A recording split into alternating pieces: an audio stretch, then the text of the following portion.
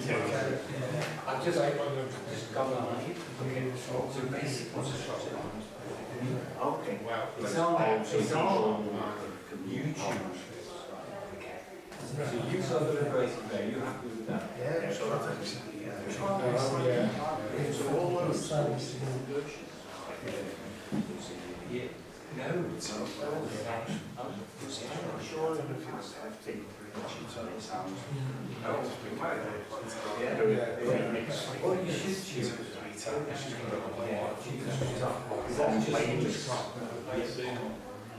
Yeah, I'll play the going on songs. Songs is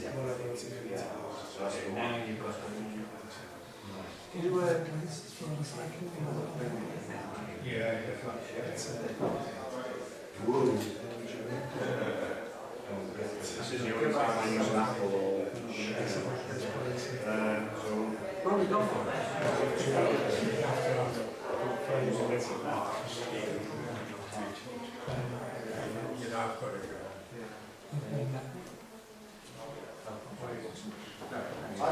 the one I got. Yeah.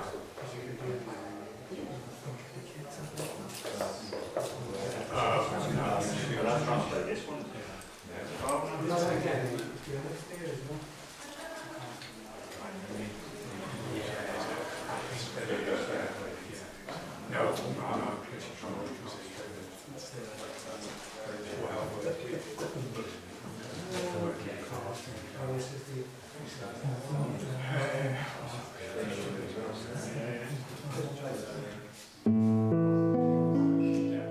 O blessed one.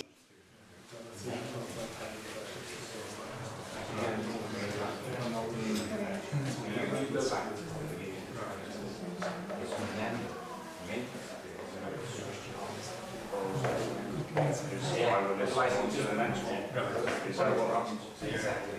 But if we'd been able to, Well, usually that's what happens, isn't it? Just take one and then, yeah.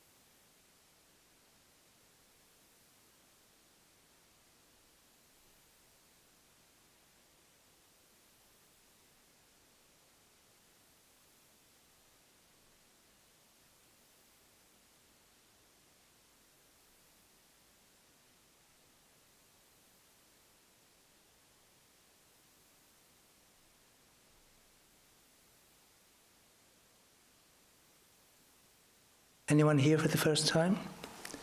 Yeah. Special welcome to you. So my name is Genkel Sanctalopa, and I'm the resident teacher here at KMC Liverpool. So tonight we're going to talk about something you may have heard about before, but may not realize what it actually means, is karma. We're going to talk about karma. So, if you think about it, everything that appears in our life, even the trees, the houses, the people that appear in your life, they appear because causes have been created for them to appear. In the same way, there's been causes for you to appear in this life, to be in this human body. And there's been causes for you to appear in this room tonight. So there's been ever since you came into this life, there's been a whole series of causes going on. And every cause has an effect. Every cause has an effect. So in karma is a special part of this relationship of cause and effect.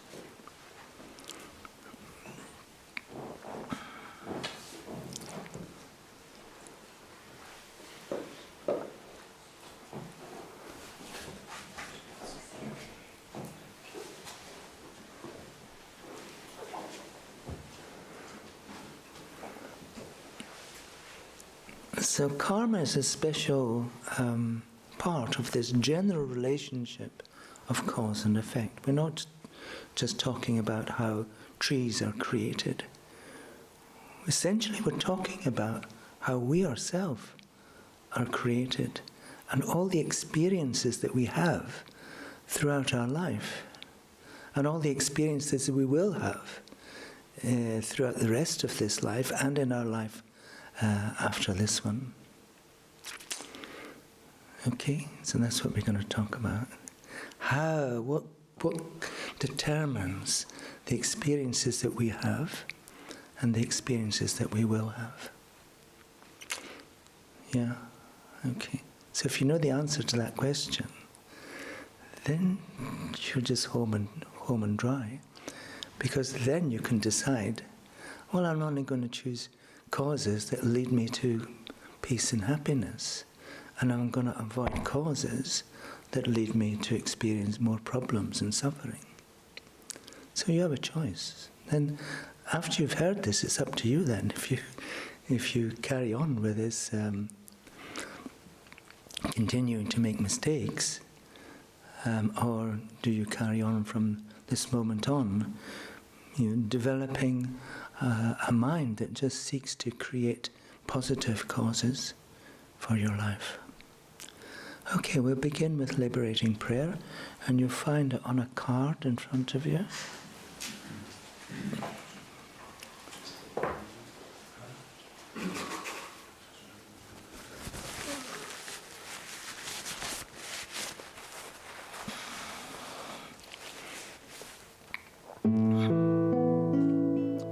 O Blessed One, Shakyamuni Buddha,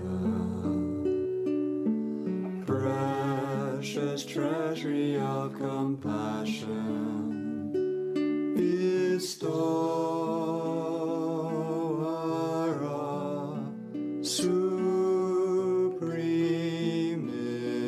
inner peace, you who love all beings without exception, are the source of happiness and goodness, and you guide us to the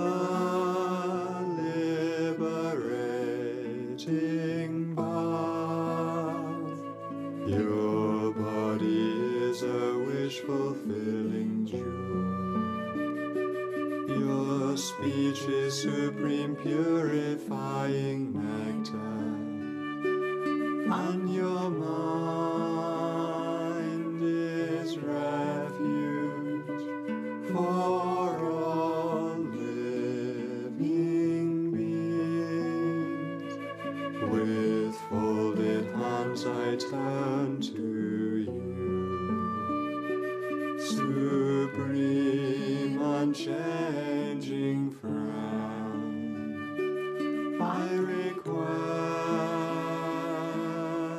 from the depths of my heart, please give me the light of your wisdom to dispel the darkness of my mind,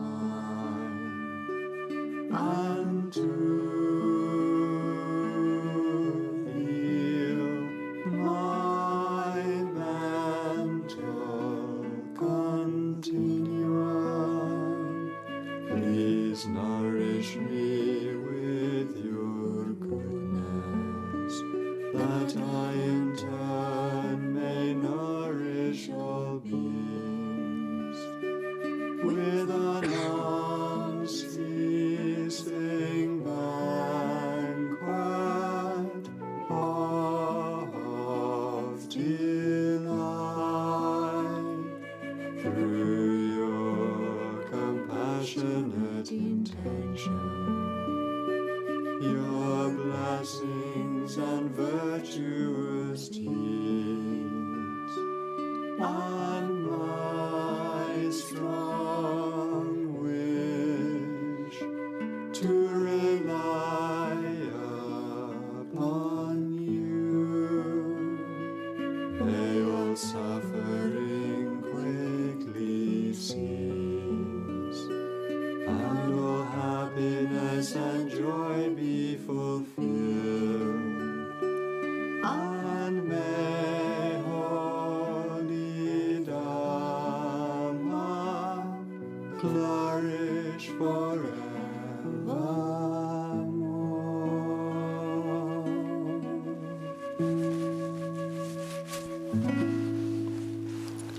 And so we can meditate. We do a brief meditation just to allow our mind to settle and to develop a mind of peace and contentment. So, if you practice this meditation in here, then you can take it away with you, and you can practice it in your own time. So we sit in a good meditation posture. We try to have a straight back.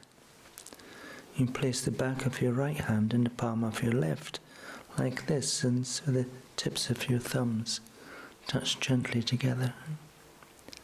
And relax your hands into your lap.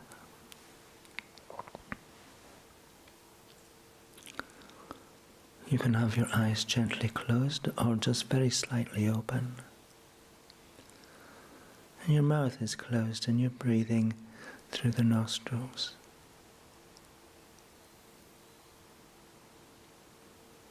For a few moments, just watch the rhythm of your own breathing.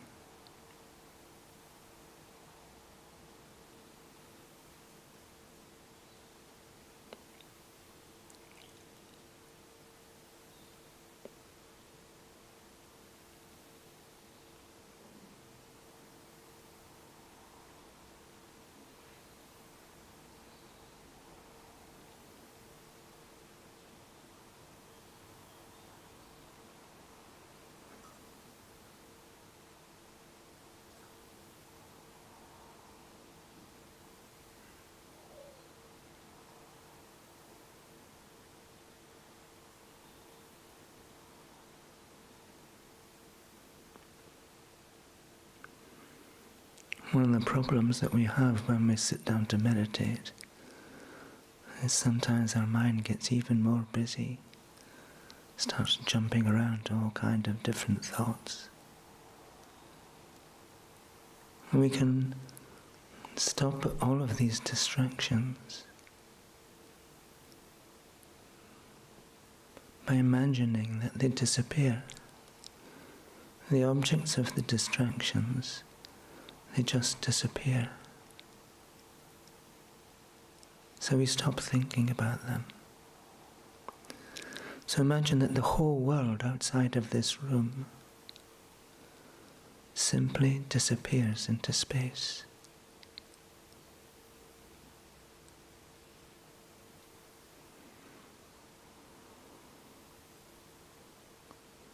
So it's as if this room is suspended alone in empty space.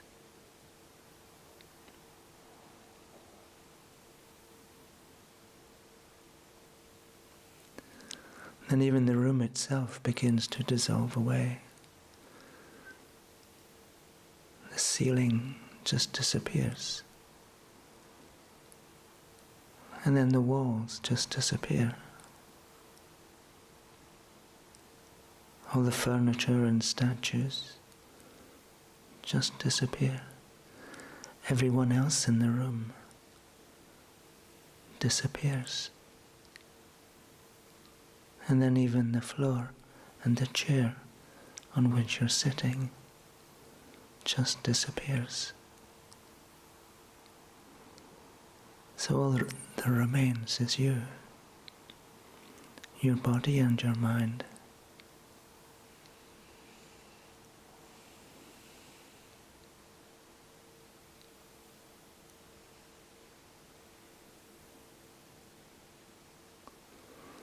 So now just bring your mind to observe the feeling at the tip of your nose. As you breathe in, it feels slightly cool. And as you breathe out, slightly warm. But the difference is barely noticeable. But try to find that difference. That feeling at the tip of your nose.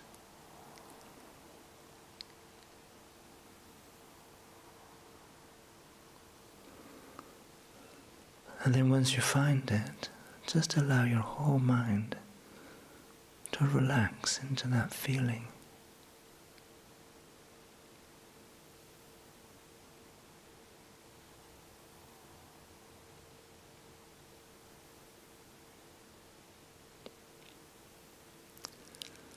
It's as if your whole mind becomes the feeling, and the feeling becomes your mind.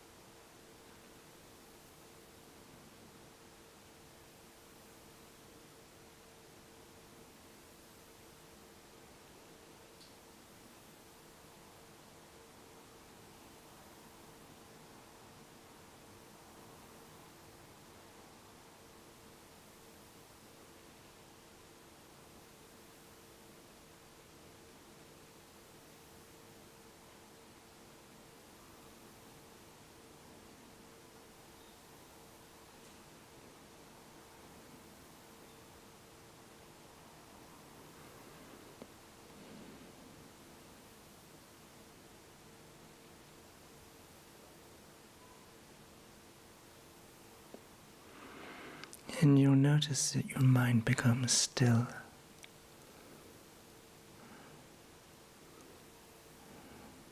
It's not jumping around.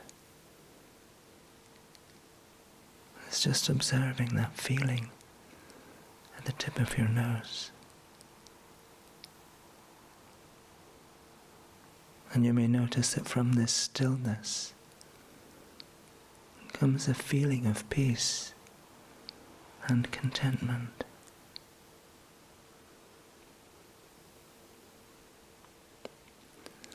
You don't need anything else right now.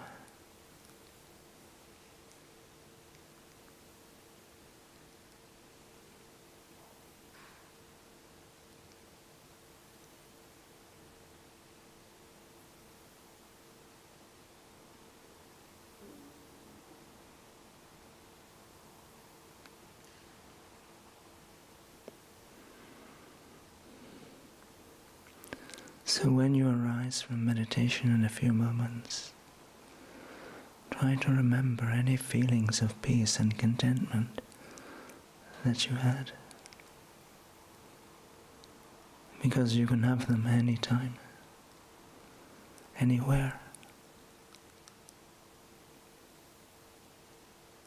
Just stop distractions and allow your mind to become still. You can place it on the feeling at the tip of your nose.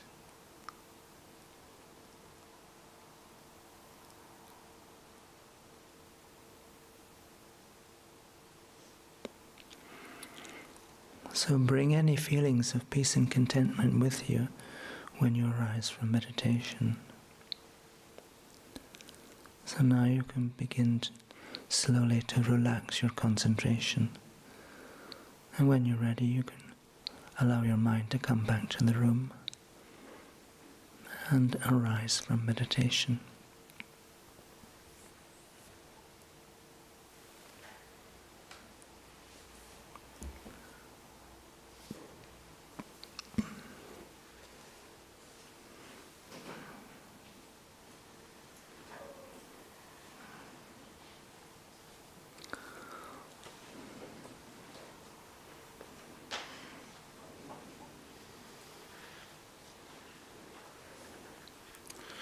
I just want to read a little bit from here that talks about karma in general. This book, How to Transform Your Life, you can have for free in a digital version, or if you prefer a hard copy, you can purchase a hard copy from here. So there's a section on karma from page 41.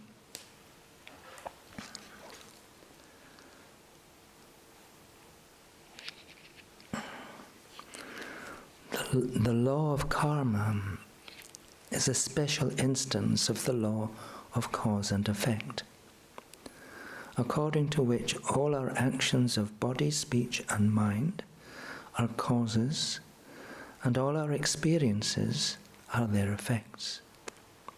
So our actions of body, speech and mind are causes, and our experiences are the effects of these causes. The law of karma explains why each individual has a unique mental disposition, a unique physical appearance, and unique experiences. These are the various effects of the countless actions that each individual has performed in the past. So when it says in the past, we're not just talking about the past of this life.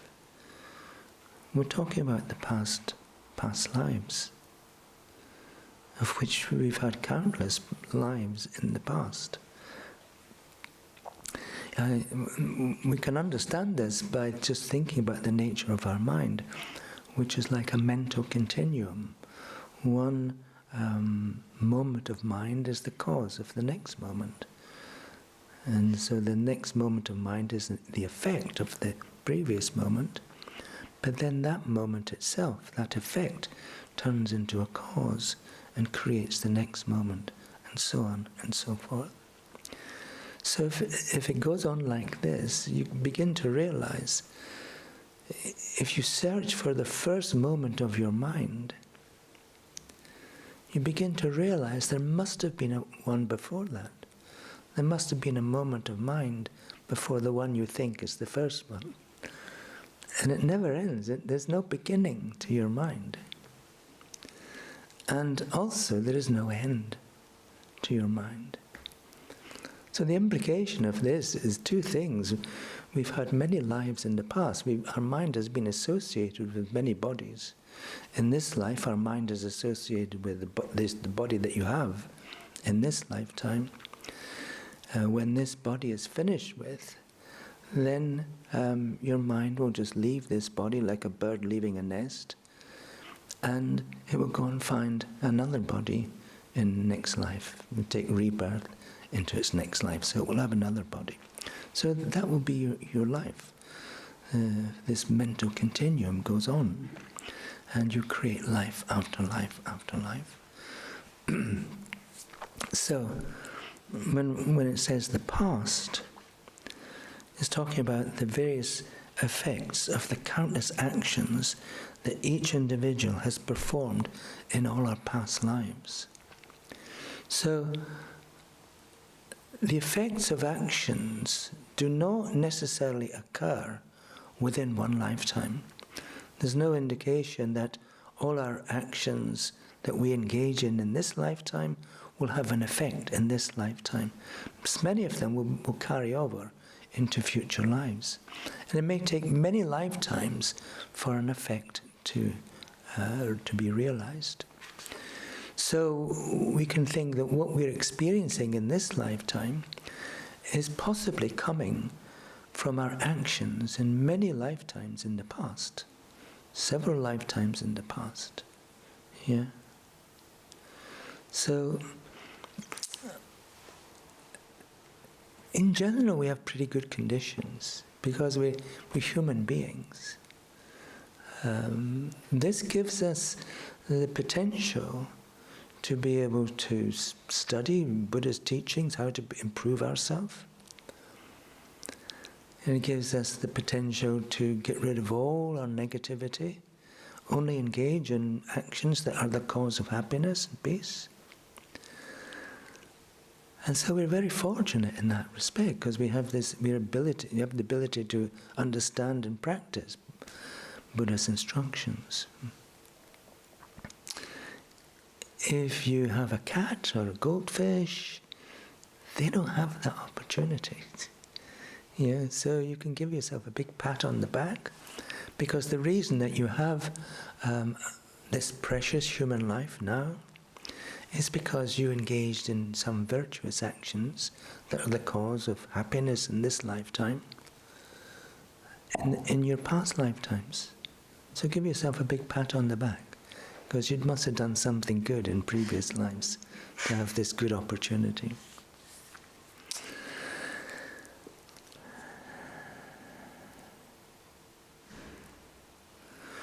So we cannot find two people with identical states of mind, identical experiences, or identical physical appearances. Each person has a different individual karma. Some people enjoy good health, while others are constantly ill.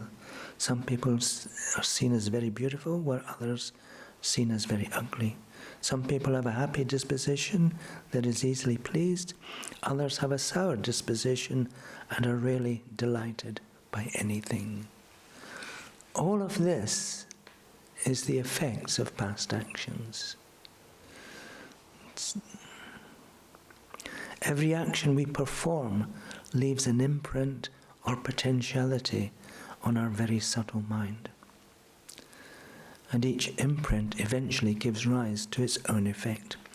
So we have three levels of mind. At the moment we're using our gross mind, which is like our waking mind and our memories. But when we fall asleep, our mind goes into a subtle state, and dream appearances occur. There's no, if you dream of if you have a nightmare, for example, there's no frightening things actually appearing in your room. They're just appearing to your dreaming mind. So they're just dream appearances and nothing else. So we have a gross mind, a subtle mind, but we have a very subtle mind, which is just like clear light.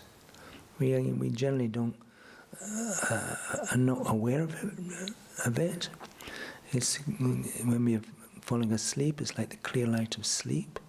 When we die, it's like the clear light of death. Generally, we can't recognize it. But when we engage in actions, the potentialities that we create from any action are carried in this very subtle mind. And this is the part of our mind that goes from life to life. And it takes with it all the potentialities that we've created. So right now you're creating potentialities that will go with you into your next life. Yes? No?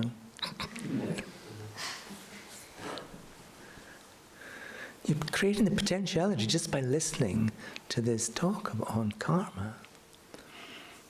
Yeah? So that will have a big impact on your life. So our problem is that in all our past lives, we've engaged in many causes, creating the cause of happiness by our good actions, by our good intentions. We've created a lot of neutral causes. Having a cup of tea is not a big deal. It's not going to make you too excited or too depressed or cause anyone any else harm. But we've also engaged in a lot of negative actions, have we not? Yeah. Of our speech, we engage in lying, saying things that are not true. We engage in hurting other people with our speech, criticizing them, being sarcastic. You've never done this, right? And engaging in divisive speech, speaking badly about other people when they're not there, harming their reputation, but also idle chatter, just wasting other people's time. Why does anyone need to know have a picture of your breakfast?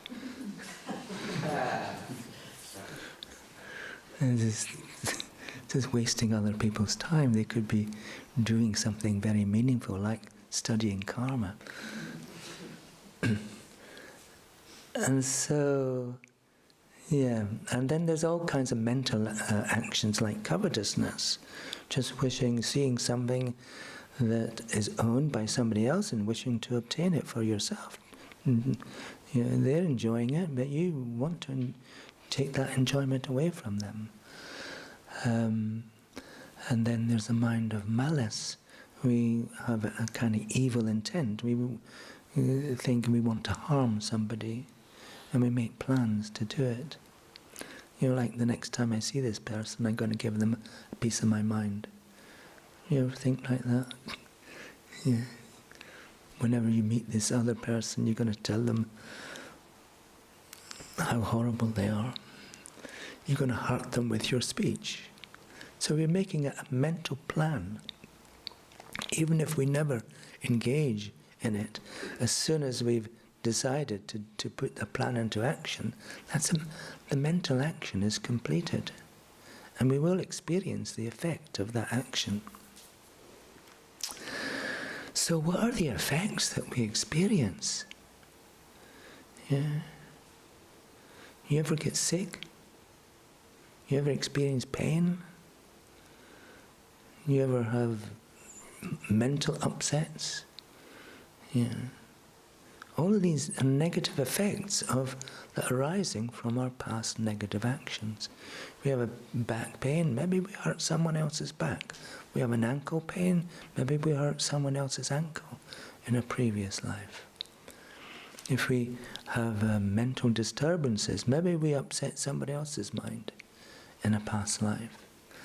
If we have difficulty following a spiritual journey, maybe it's because we ignored the advice of our spiritual guide in the past.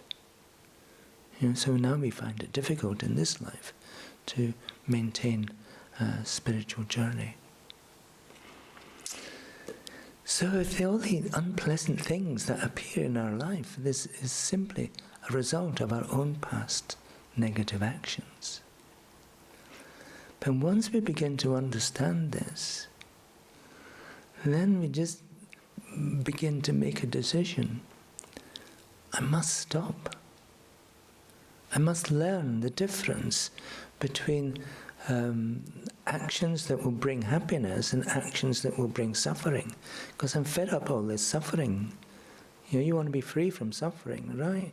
You don't want any more headaches or back pains or whatever. Yeah. I don't want to continue to experience like this.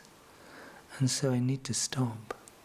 I need to stop any kind of negative action and instead engage only in positive actions that themselves are the cause of happiness, both now for other people and myself in the future. So we begin to develop a wish to begin to look inwards for the causes of our own happiness and peace.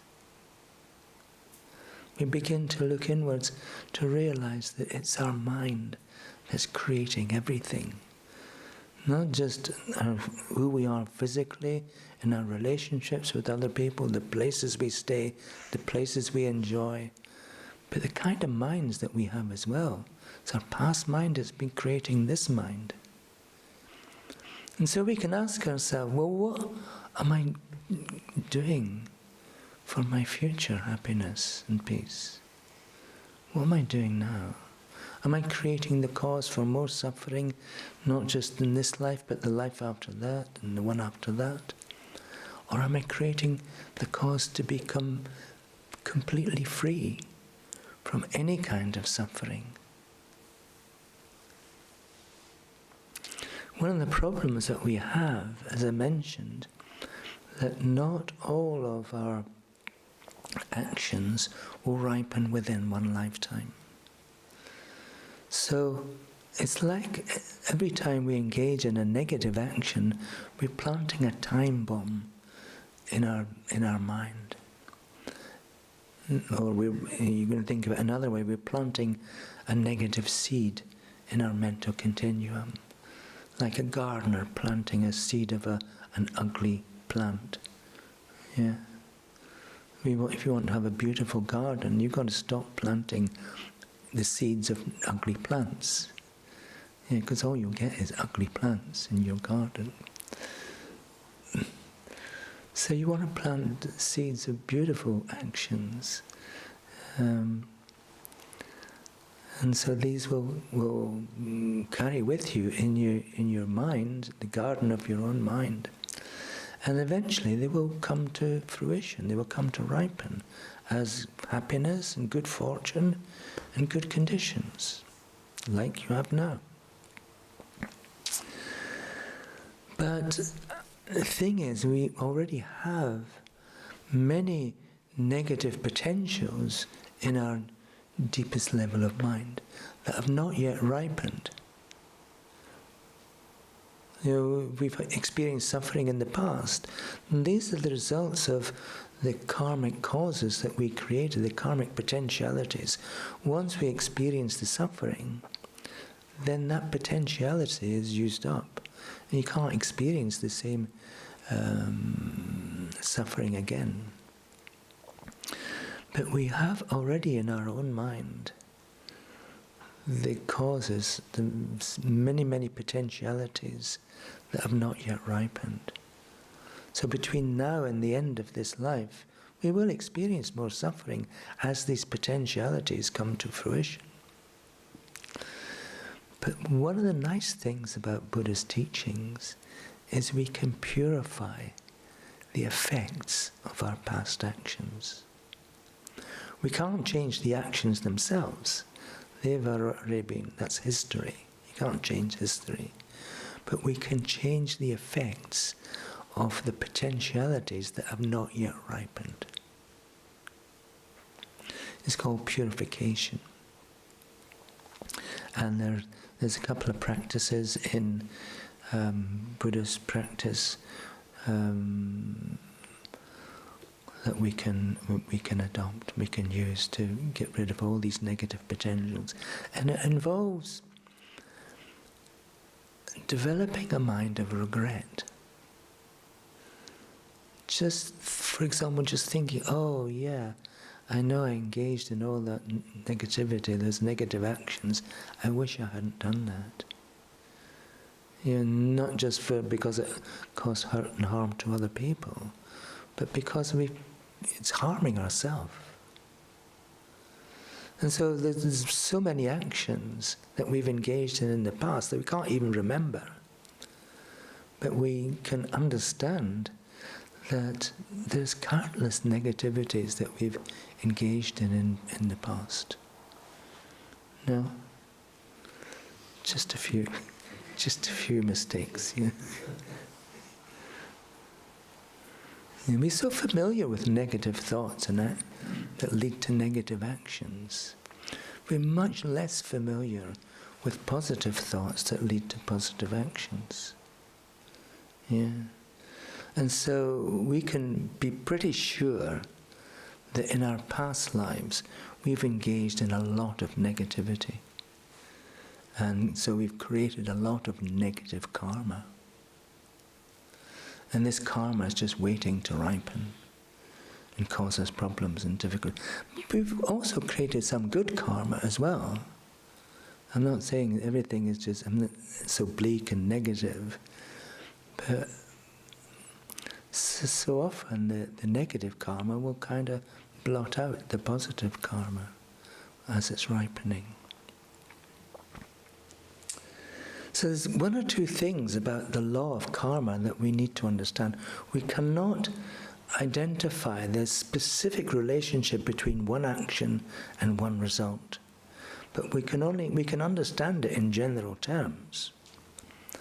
First of all, the first law of karma is the relationship between actions and their effects is definite. The relationship between actions and their effects is definite. That negative actions will produce suffering, positive actions, virtuous actions will produce happiness, and neutral actions will just produce neutral effects. So what are the negative actions that we need to avoid at all costs? And we need to stop. Well, first of all, there's killing. You probably don't go around killing other people. But you may go around killing insects and so on, animals. Yeah. So all insects and animals and fish and birds, they're all living beings as well. Same as you and I, we're just living beings. In a sense, we're no different from animals. The main difference is that we have the potential to study and practice and become better people. So we need to kind of hold ourselves back. I mean, let's say a fly lands on our arm, and we go like, we killed it. We killed a living being, and we'll definitely experience a negative result. We've shortened this living being's life, and so we will experience a shorter life ourselves at some point in the future. Maybe not necessarily in this lifetime, but maybe some lifetime in the future. We just don't know. But the results of actions are definite. In the same way, if we engage in helping someone else, we engage in being kind and engaging in giving and sharing the stuff that we have, then it comes back to us in the future as well. People are kind to us, people share with us, people give to us, and so on. Helping people when they're distraught and despondent and sad, then we find it easy to get access to help when we are despondent and sad and distraught. So what goes around comes around. So this first law of karma says the results of actions are definite. Negative actions lead to negative results and so on. The second one is quite interesting because it's saying that the effects of actions increase over time. The effects of actions increase over time. So the implication of this is even a small negative action committed a few lifetimes ago may have big results, big effects in this lifetime or in some future lifetime. Because as time goes on, its effect is ripening, its effect is increasing. But also the same applies to the positive actions that we engage in. So the implication of this is we should avoid even the smallest negative, hurtful action. Yeah? And we should not avoid even the smallest positive, virtuous action. Because if actions are ripening, if the effects of actions are ripening over time, then a small positive action will lead to big results. You win the lottery or something, just by giving a small crumb of food to a mouse, you know. Yeah, so if you have a mouse, you start giving it small crumbs. Actually, you never want to win the lottery anyway. It's a source of suffering. Then the third law of karma, there's only 4 of them. The third law of karma is if an action is not committed, we cannot experience the result.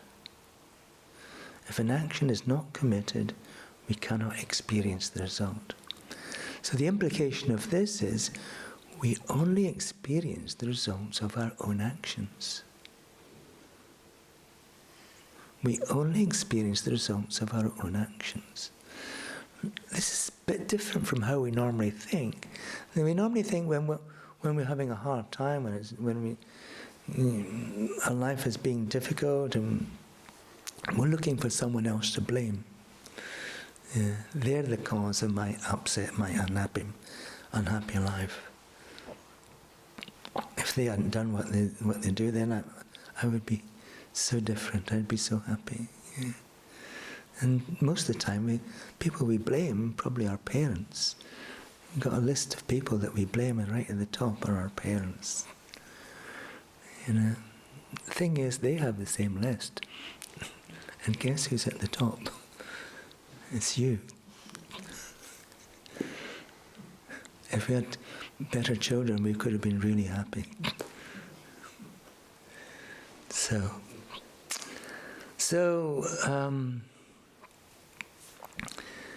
this means that, like I say, we can stop blaming other people. And we can begin to take responsibility for our own actions and for our own happiness and our own freedom from problems and suffering. So like I said earlier, one of the first things we need to be able to do in purifying the negative karma that we've already accumulated is to develop a mind of regret. And this mind of regret is quite interesting because it's like we're taking ownership of our past negativities. Yeah, I did that. I wish I hadn't done it. I'm not saying regret is very different from a mind of guilt. There's no one keeping a book. There's no one externally keeping a book on your positive and negative actions and adding them up. But we are creating the potentialities that remain in our own mind until they ripen. So, if we look at this life alone, we can see some patterns of suffering that we've engaged in, that we experienced, and we can begin to understand the causes of these. The sufferings that we experience in one lifetime are experiences that are similar to the actions that we took in past lifetimes. And that applies not just to negative actions, but also to positive actions. So we can think that all the good things that we can be grateful for, we created it ourselves in some way by our past actions. And so looking forward, we want to keep on creating the good things in our life. The harmony in our relationships, the freedom from poverty, the freedom from difficulties, a healthy mind, a healthy body, and so on and so forth. The ability to interact well with other people. and so on and so forth. So we need to understand that if that's what we want going forward, and it gives us, if we have those qualities, it gives us the opportunity to have a really meaningful, fruitful life. If that's what we want, then we need to create the causes for it to happen. Because those things, those development of those attributes are the experiences that are similar to the causes that we create. So if we want to have a healthy physical body, we look after other people's bodies. If we want a healthy mind, we look after other people's minds. If we want to be free from poverty, we engage in the practice of giving, keeping other people free from poverty, and so on. What goes around, comes around. Yeah. So the last general law of karma is an action is never wasted. An action is never wasted. So you can't think, oh, if I just do this small action and nobody's looking, I can get away with it. That never happens. Every action you engage in creates a potential. So what is the cause of all the actions that we engage in? What causes us to engage in an action? What causes us to say something? Either pleasant, cheerful to somebody else, or hurtful to somebody else. What causes us to do that? Impulse. Yes. Our intention, our mind. Our mind. It's our mind that causes us to do these things. So if we have a happy, peaceful mind, we'll tend to engage in happy, peaceful actions. If we have a negative mind, we'll engage in hurtful actions. So one of the tasks, one of the things we need to be thinking about is, if I want to stop engaging in hurtful actions and creating the cause of my own future suffering, I've got to try and keep a happy mind all the time. It's one of the best things we can do. Also, particularly at the time of death, it's very important that we have a happy mind at the time of death, because the state of our mind as we're dying is a great determinant of the kind of rebirth that we take, where we take it, and what kind of body we'll have, and so on. So if we have an unhappy mind at the time of death, we'll tend to have a miserable future life. If we have a happy, peaceful mind, we'll tend to have a happy future life. So the problem is, if your doctor tells you, I'm sorry, you've only got 3 weeks to live, and you haven't spent your life trying to maintain a happy life, and you think, 3 weeks, I should get down to getting a happy mind. You're not going to change very much, because you already have these bad mental habits that you've created.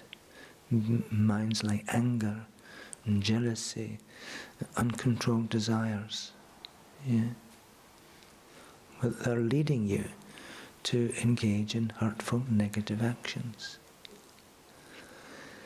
So we begin to realize that if we're going to guarantee ourselves to have a happy, peaceful mind, relatively free from problems and suffering, we have got to create the causes for it ourselves. No one else is going to do it for you. It doesn't work like that. Your experiences that you will have from now on are conditioned and determined by the minds that you have. If you have a happy mind, you create happy causes. You engage in beneficial, virtuous actions with other people. The word virtue has great meaning. It just simply means that which is the cause of happiness. And its opposite, non-virtue, is that which is the cause of suffering.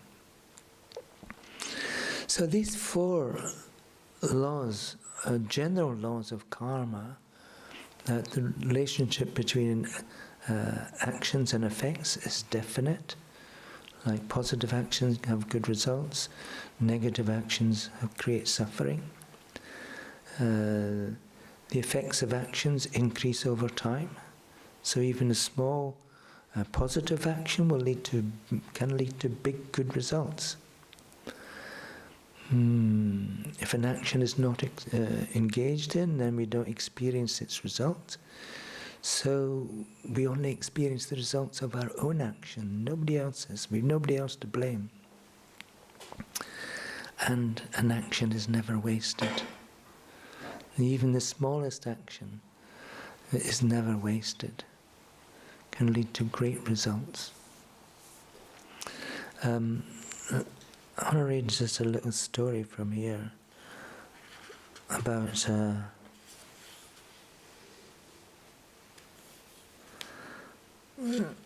old man who wanted to... Oh, it's not in here. It's in the other book. Yeah, anyway, there's this old man who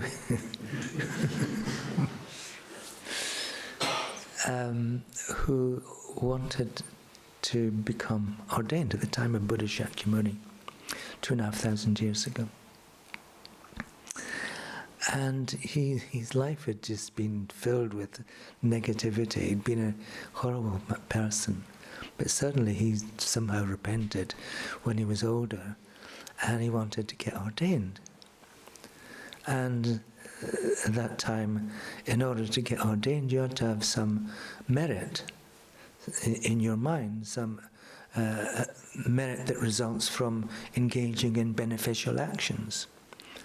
And so Buddha asked his main disciples to just check out his mental continuum to see if he had any merit. So they came back and said, oh, this man Sridharta, he's so evil, he's no merit in his mental continuum. And Buddha said, well, I think I'll have a look myself. And so he looked in with his clairvoyant powers.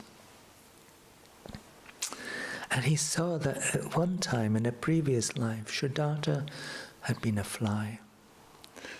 He'd been reborn as a fly in a previous life. And during a big flood, Sridharta had been flying around as a fly, and he landed on this piece of horse manure, horse dung.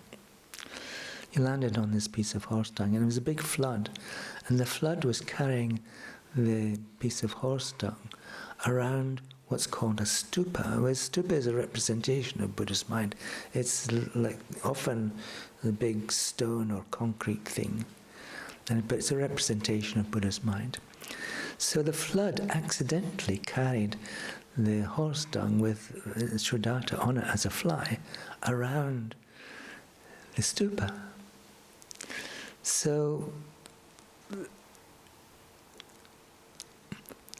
just seeing the stupa had created some merit in the fly, in the mind of the fly. And so this merit had been sufficient. When Buddha Shakyamuni saw this, he says, oh, he's got some merit, so he can get ordained.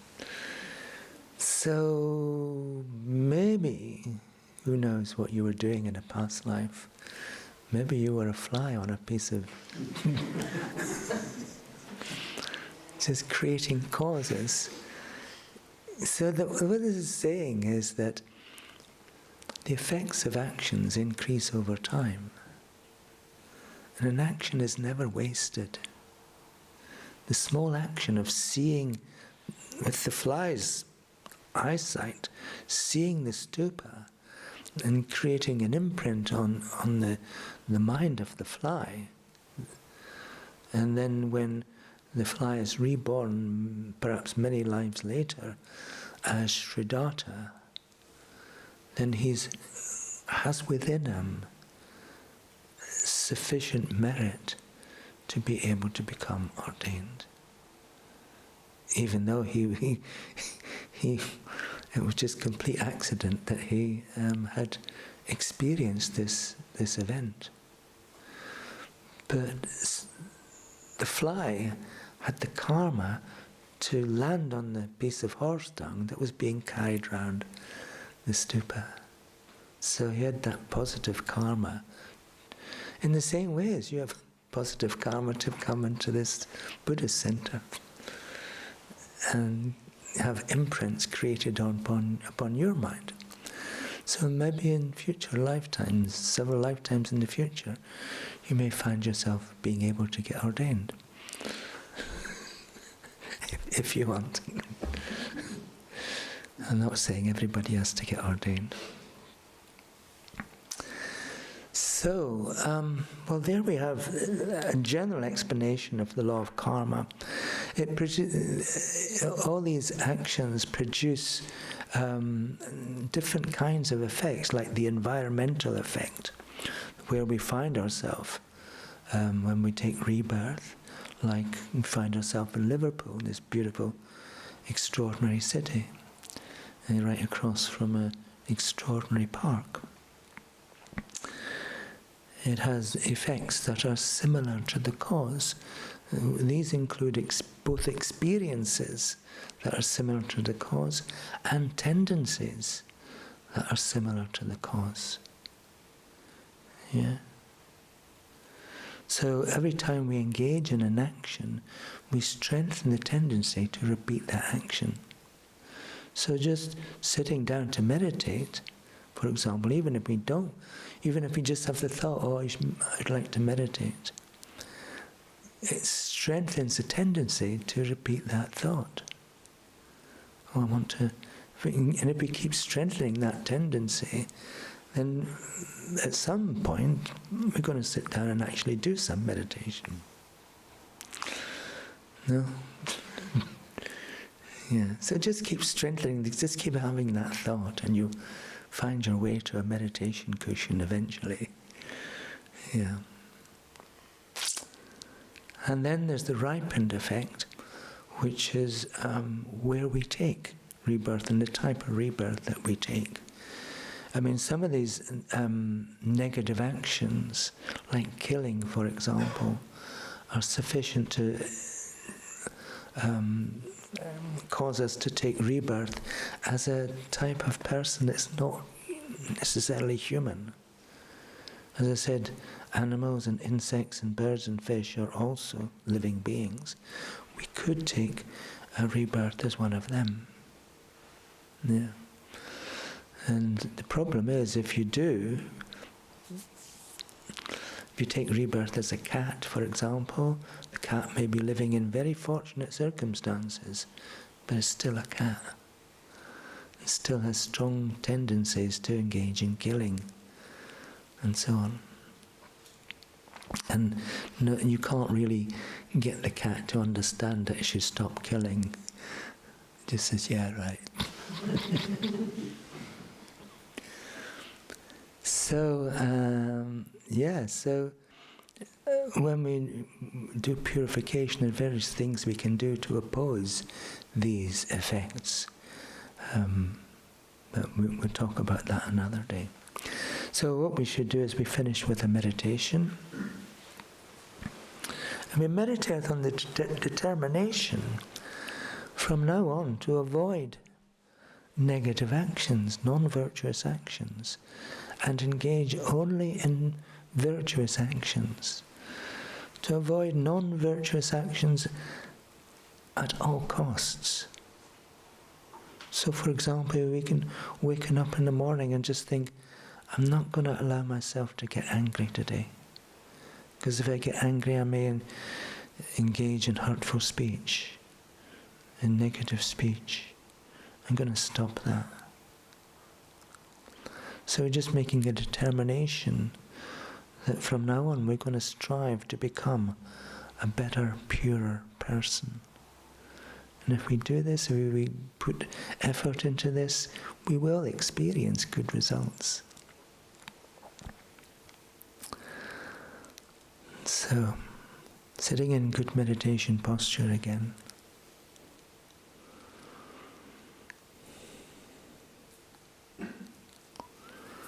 if we understand how our mind creates everything for us,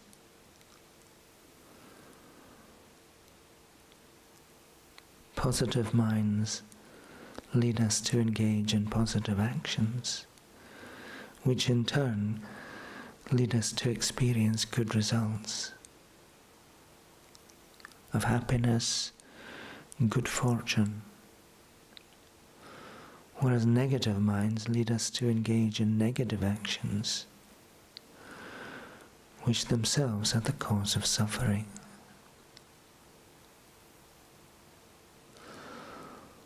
And because our deepest wish is to be free of suffering, and to experience only peace and happiness, and to be able to help others to do the same,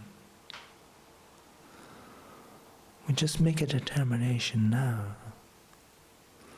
From now on, I will strive to avoid any kind of negative action, any kind of hurtful action of my body, my speech, and my mind. From now on, I'll strive to keep a happy mind, so I never engage in any negativity.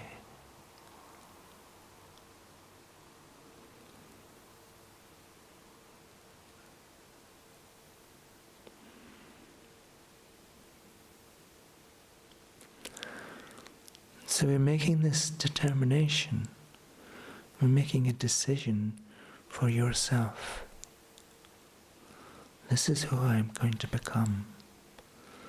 Someone who avoids any kind of negativity and only engages in the cause of happiness.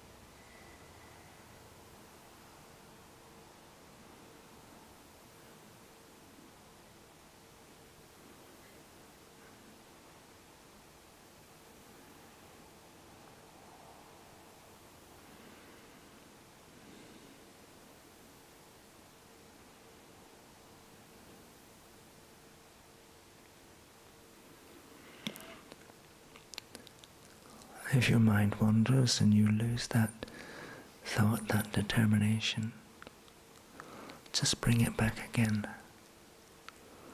And again, create that determination, that decision for yourself.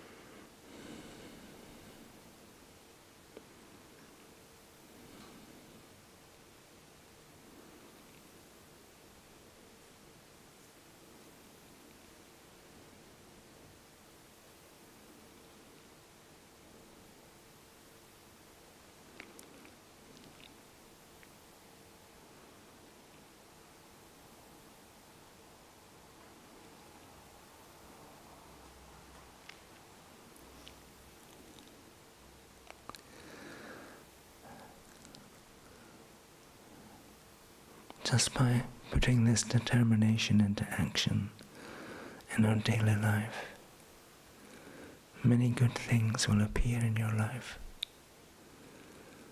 You find your mind becomes more loving and kind and considerate. And you'll develop the mind of compassion. This is the cause of many great things.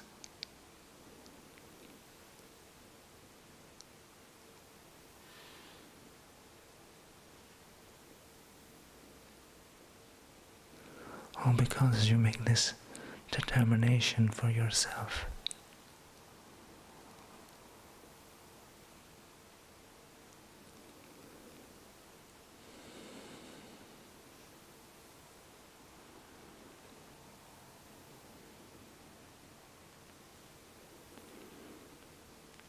So now you can begin slowly to relax your concentration. And then when you're ready, once more you can arise from meditation.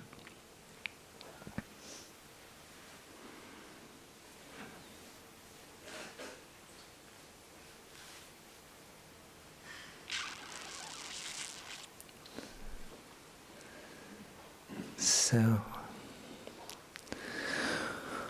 well, we practice not just while we're in meditation, but when we're out of meditation, going about our daily life. And we keep reminding ourselves of this determination that we made. And then we put it into practice. So whenever a negative thought begins to arise, we just step back. And we're not going to follow that. Instead of turn it around and do something more positive. How wonderful. So go to it. Thank you so much. Has anyone got any questions? You said we are very lucky to be human beings because we can study and practice Dharma. But animals, they have Dharma in themselves because they live in the moment. They kill, but just for survival. They don't kill for the sake of it. They don't torture for the sake of it. They are not abusive. They don't think, oh, my chicks should be better or my parents should be better. They just live their life, their moment. And, they rest most of the day. That is the stargate for peace and happiness, really. They don't think, I should do this, I should do that, so they don't experience anxiety, stress, pain. And when it's time to die, they face death with courage and pride. So, maybe we would be lucky to reborn as animals rather than human beings. It's like human beings have to study Dharma all over again, while animals just live by Dharma. No? Maybe. I don't know. I'm not able to see into animals' minds. I don't know. So I don't know what they're... But I know when I had two cats, they did a lot of killing, and I'm not sure it was always just for food.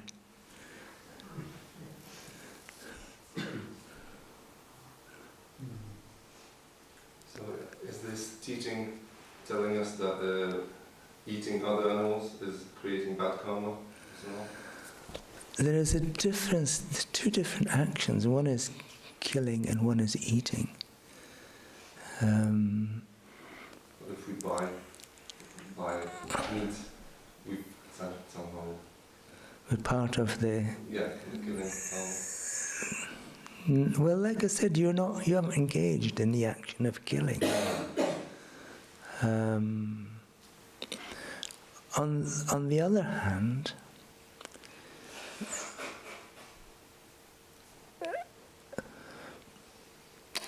people in the West can generally have access to vegetables and plant-based food that will sustain their life quite well. There are some people who need to eat meat and fish and so on for particular health reasons, you know. But yeah, there's still this difference between eating and killing. It's two different actions. If we don't engage in killing, then we don't incur the results of that action of killing.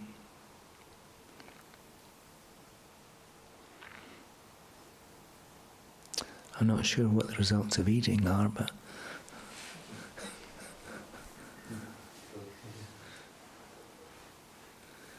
did you have a question? I don't know. What about driving cars, which create pollution? Yeah, maybe you engage in killing with a car. In the summer, if you look at the windscreen, all these insects killed on the windscreen. Maybe you just go more slowly. I had a student in North Carolina who liked to go fishing, but then he heard these teachings on karma, so he still went fishing, but he took the hook off his line.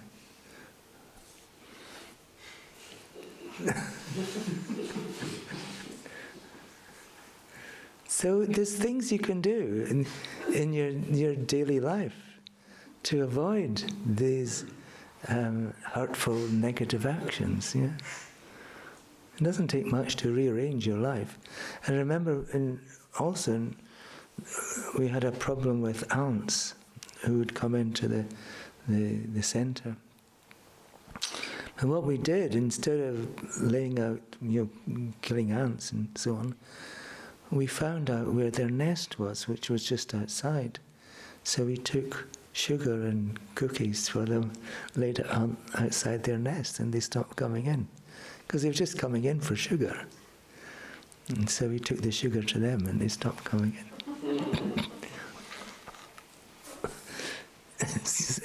It's a win-win situation.